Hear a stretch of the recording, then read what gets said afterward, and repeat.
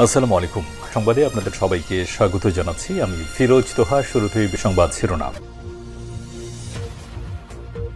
জানিয়ে দেব এই মুহূর্তে হাতে পাওয়া সর্বশেষ গুরুত্বপূর্ণ আপডেট বাংলা সংবাদ। শুরুতেই থাকছে বিতাড়িত স্বৈরাচার বিদেশি প্রভুদের নিয়ে ষড়যন্ত্র করেই যাচ্ছে।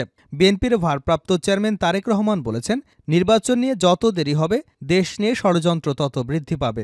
যেই স্বৈরাচারকে দেশের জনগণ জীবন দিয়ে সংগ্রাম করে বিতাড়িত করেছে সেই স্বৈরাচার বসে নেই, তারা তাদের দেশি বিদেশি প্রভুদের সঙ্গে নিয়ে দেশ বিরোধী ষড়যন্ত্র করেই যাচ্ছে।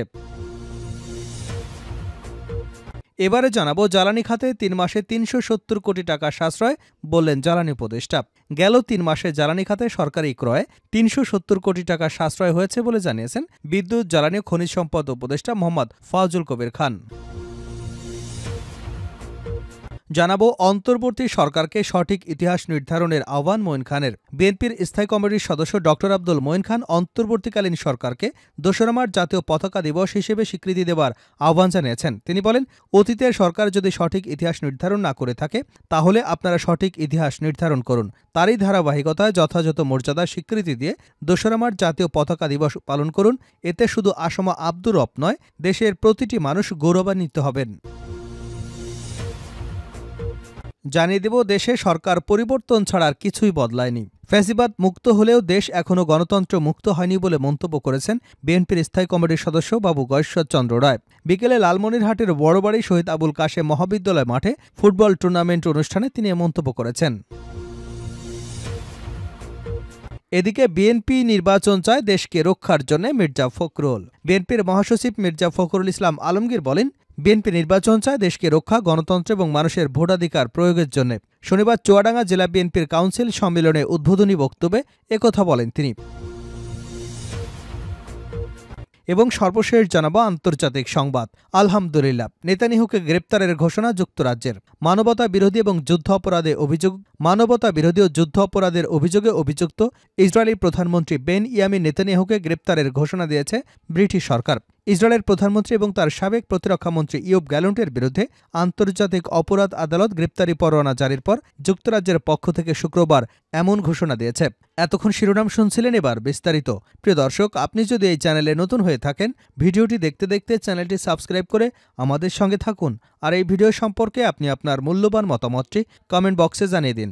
আর হ্যাঁ প্রিয় দর্শক, জানিয়ে দিন ভিডিওটি কোথা থেকে দেখছেন। বিতাড়িত স্বৈরাচার বিদেশি প্রভুদের নিয়ে ষড়যন্ত্র করেই যাচ্ছে। বিএনপির ভারপ্রাপ্ত চেয়ারম্যান তারেক রহমান বলেছেন, নির্বাচন নিয়ে যত দেরি হবে দেশ নিয়ে তত ষড়যন্ত্র বৃদ্ধি পাবে। যেই স্বৈরাচারকে দেশের জনগণ জীবন দিয়ে সংগ্রাম করে বিতাড়িত করেছে সেই স্বৈরাচার বসে নেই, তারা তাদের বিদেশি প্রভুদের নিয়ে দেশবিরোধী ষড়যন্ত্র করে যাচ্ছে। শনিবার চুয়াডাঙ্গা জেলা বিএনপি দ্বিবার্ষিক সম্মেলনে প্রধান অতিথি হিসেবে ভার্চুয়ালি যুক্ত হয়ে এসব কথা বলেন তিনি। তারেক রহমান বলেন, প্রধান উপদেষ্টা থেকে শুরু করে দেশের সবাই যেসব সংস্কারের কথা বলছেন এগুলো সত্যিকার অর্থেই বাস্তবায়ন সম্ভব যদি প্রকৃত জনপ্রতিনিধিরা নির্বাচিত হন। এর বাইরে সংস্কার বাস্তবায়ন সম্ভব নয়, সেজন্য জনপ্রতিনিধিত্বমূলক নির্বাচন প্রয়োজন। বিএনপির ভারপ্রাপ্ত চেয়ারম্যান বলেন, নির্বাচন যত দেরি হবে দেশের মানুষের স্বাস্থ্যসেবা, শিক্ষার সুবিধা কমে যাবে, কৃষক সহ সবাই সমস্যায় রয়েছে, সেসব সমস্যা আরও বৃদ্ধি পাবে। একটি নির্বাচন দিয়েই সম্ভব দেশের সব সমস্যা ধীরে ধীরে সমাধান করা। যে দেশে রাজনীতি রুগ্ন সে দেশের প্রতিটি প্রতিষ্ঠানে রুগ্ন উল্লেখ করে তারেক রহমান বলেন, বিগত স্বৈরাচার দেশের সবগুলো প্রতিষ্ঠানকে ধ্বংস করে দিয়েছে। এগুলো আবার জনগণের কল্যাণে নিয়োজিত করতে হলে নাগরিক ভোটের মাধ্যমে যোগ্য প্রতিনিধি নির্বাচিত করতে হবে। এদেশের মানুষের ভাগ্যের পরিবর্তন, এটাই বিএনপির একমাত্র লক্ষ্য। দেশকে এগিয়ে নিয়ে যাওয়াই আমাদের উদ্দেশ্য, যোগ করেন তিনি। জ্বালানি খাতে ৩ মাসে ৩৭০ কোটি টাকা সাশ্রয়, জ্বালানি উপদেষ্টা। গেল ৩ মাসে জ্বালানি খাতের সরকারি ক্রয় ৩৭০ কোটি টাকা সাশ্রয় হয়েছে বলে জানিয়েছেন বিদ্যুৎ, জ্বালানি ও খনিজ সম্পদ উপদেষ্টা মোহাম্মদ ফাউজুল কবির খান। শনিবার রাজধানীর হোটেল ওয়েস্টিনে শিল্প খাতে জ্বালানি সংকট নিয়ে বাংলাদেশ চেম্বার অব ইনস্টিটিউশন আলোচনা সভায় একথা বলেন তিনি। মোহাম্মদ ফাউজুল কবির খান বলেন, নবায়নযোগ্য জ্বালানির দিকে এগিয়ে যেতে হবে। চলতি সপ্তাহে ৪০টি নবায়নযোগ্য জ্বালানি প্রকল্পের দরপত্র দেওয়া হবে। জ্বালানি উপদেষ্টা বলেন, পাবলিক সেক্টরে প্রতিযোগিতার অভাব রয়েছে। টিকে থাকতে হলে ঘুষ বাণিজ্য থেকে বের হতে হবে। সরকারি ক্রয়কে প্রতিযোগিতার মধ্যে আনার প্রয়োজন রয়েছে। সরকারের সঙ্গে সখ্য করে আর ব্যবসা হবে না, ভালো ব্যবসায়ীদের জন্যই প্রতিযোগিতা তৈরি করা হবে। অন্তর্বর্তী সরকারকে সঠিক ইতিহাস নির্ধারণের আহ্বান মঈন খানের। বিএনপির স্থায়ী কমিটির সদস্য ড আব্দুল মঈন খান অন্তর্বর্তীকালীন সরকারকে ২রা মার্চ জাতীয় পতাকা দিবস হিসেবে স্বীকৃতি দেওয়ার আহ্বান জানিয়েছেন। তিনি বলেন, অতীতের সরকার যদি সঠিক ইতিহাস নির্ধারণ না করে থাকে তাহলে আপনারা সঠিক ইতিহাস নির্ধারণ করুন। তারই ধারাবাহিকতায় যথাযথ মর্যাদা স্বীকৃতি দিয়ে ২রা মার্চ জাতীয় পতাকা দিবস পালন করুন। এতে শুধু আসম আব্দুর রব নয়, দেশের প্রতিটি মানুষ গৌরবান্বিত হবেন। সকালে জাতীয় প্রেস ক্লাবে ২রা মার্চ পতাকা দিবস ঘোষণার দাবিতে প্রতিবাদী সমাবেশে তিনি এসব কথা বলেন। আয়োজন করে জাতীয় পতাকা ২রা মার্চ নামের একটি সামাজিক সংগঠন।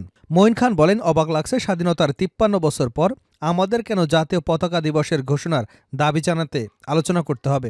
১৯৭১ সালে ২রা মার্চ গণভবনের সামনে জাতীয় পতাকা উত্তোলন করেছিলেন আসম আব্দুর রব।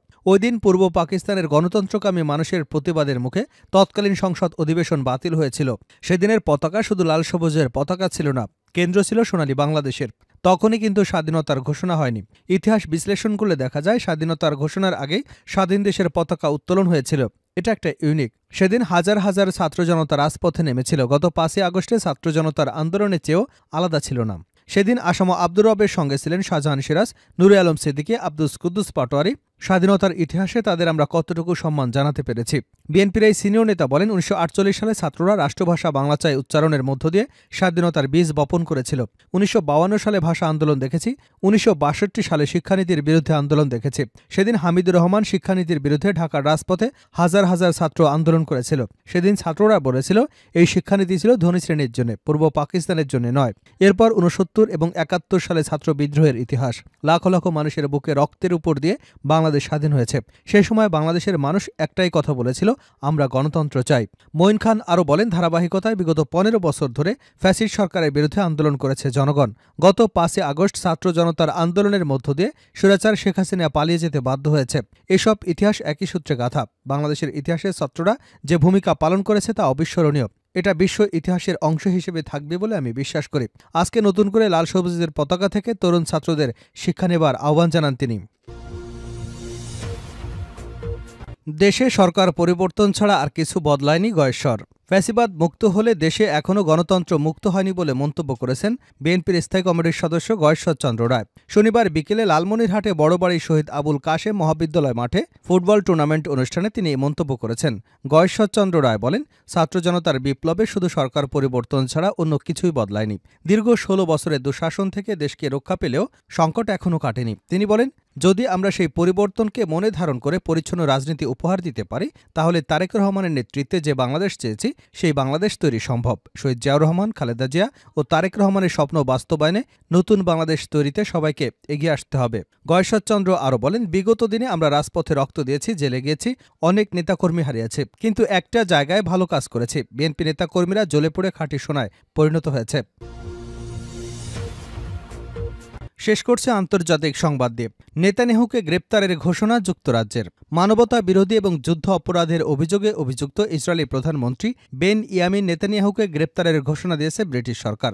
ইসরায়েলের প্রধানমন্ত্রী এবং তার সাবেক প্রতিরক্ষামন্ত্রী ইয়োব গ্যালন্টের বিরুদ্ধে আন্তর্জাতিক অপরাধ আদালতে গ্রেপ্তারি পরোয়ানা জারির পর যুক্তরাজ্যের পক্ষ থেকে শুক্রবার এমন ঘোষণা দেওয়া হয়েছে। আইসিসির মোট সদস্য ১২৪টি দেশ, যুক্তরাজ্য এর অন্যতম সদস্য। ব্রিটিশ সরকার জানিয়েছে, ওয়ান্টেড ম্যান নেতানিয়াহু যদি যুক্তরাজ্যে আসে তাহলে তাকে গ্রেপ্তার করা হবে। ব্রিটিশ প্রধানমন্ত্রী কেয়ার স্টারমার মুখপাত্র বলেন, আমি নির্দিষ্ট কোনো মামলা নিয়ে কথা বলবো না। ব্রিটেনের অভ্যন্তরীণ ও আন্তর্জাতিক আইন মেনে চলার বাধ্যবাধকতা রয়েছে, তাই সব সময় মেনে চলতে হবে। এর আগে অপর এক ব্রিটিশ মুখপাত্র আরও কঠোর ভাষায় এই প্রশ্নের জবাব দিয়েছেন। তিনি বলেন, আমরা আন্তর্জাতিক আদালতের স্বাধীনতাকে সম্মান করি, কারণ এই আদালত পৃথিবীর সবচেয়ে গুরুতর অপরাধ এবং আন্তর্জাতিক বিষয়বলি নিয়ে তদন্ত ও বিচার করবার আন্তর্জাতিক প্রতিষ্ঠান। বৃহস্পতিবার ইসরায়েল প্রধানমন্ত্রী বেন ইয়ামিন নেতানিয়াহু এবং তার সাবেক প্রতিরক্ষা মন্ত্রী ইয়োব গ্যালন্টের বিরুদ্ধে গ্রেপ্তারি পরোয়ানা জারি করেছে আন্তর্জাতিক বিচারিক আদালত। নেতানিয়াহু এবং গ্যালন্টের বিরুদ্ধে জারি করা পরোয়ানা নিয়ে আইসিসি বলছে, ক্ষুধাকে ব্যবহার করে যুদ্ধাপরাধ এবং মানবতা বিরোধী অপরাধ সংগঠনের জন্য এ দুজনকে দায়ী করবার যৌক্তিক ভিত্তি রয়েছে। আইসিসি আরও বলছে, দুজনের প্রত্যেককে অন্যদের সঙ্গে মিলে যৌথভাবে সহ অপরাধী হিসেবে নিম্নে উল্লেখিত অপরাধের জন্য ফৌজদারি দায়বদ্ধতা করেছে। যুদ্ধের পদ্ধতি হিসেবে ক্ষুধার ব্যবহার এবং হত্যা, নিপীড়ন এবং অন্যান্য অমানবিক কাজের মাধ্যমে মানবতাবিরোধী অপরাধ সংগঠন।